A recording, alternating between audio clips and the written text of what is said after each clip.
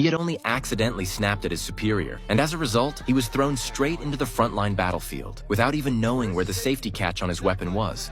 Watching his teammates skillfully operate their exoskeleton mechs, he broke into a cold sweat, panic rising with every second. They weren't facing ordinary soldiers this time. Their enemy was a species of alien monsters, equipped with razor-sharp tentacles and immense offensive power. Humans were no match for them. 5 years ago, a meteor crash brought these creatures to the blue planet. From that moment on, the monsters unleashed a bloody rampage. In just 5 years, they had conquered numerous nations and killed nearly 1 million soldiers. The remaining humans, facing unprecedented danger, finally united, forming a massive coalition army to resist the monsters. They even developed highly advanced exoskeleton mechs to enhance their ability to fight back. But after years of pressure and repeated losses, the commander decided to gather all soldiers and monsters for a decisive showdown on the beach, a battle meant to finally end this long-standing conflict. Soon, an army of 1 million soldiers was assembled and ready to march toward the beach. Tom, the one who had crossed his superior, was among them, his face pale with nerves, drawing ridicule from his teammates.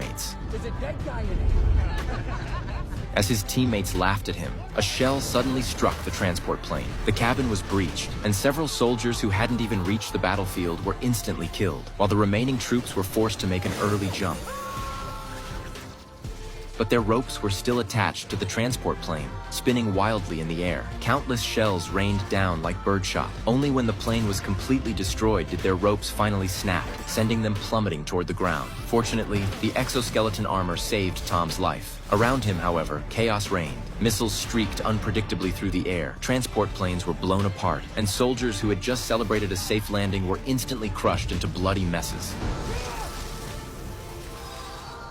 Tom had never seen anything like this. Frozen in shock, he could only follow the main force, charging forward among a sea of mech warriors amidst the horrifying carnage. Before he could even recover from the shock, a plane came hurtling toward him. He barely managed to dive into a nearby trench, narrowly escaping death. Then the monsters began a frenzied assault on the soldiers. They seemed almost prophetic, anticipating human counterattacks and striking with surgical precision. The humans were left powerless. Even the female war goddess, who had slain countless monsters, was instantly obliterated by a single rocket. Clearly, this time, they had severely underestimated the monster's strength.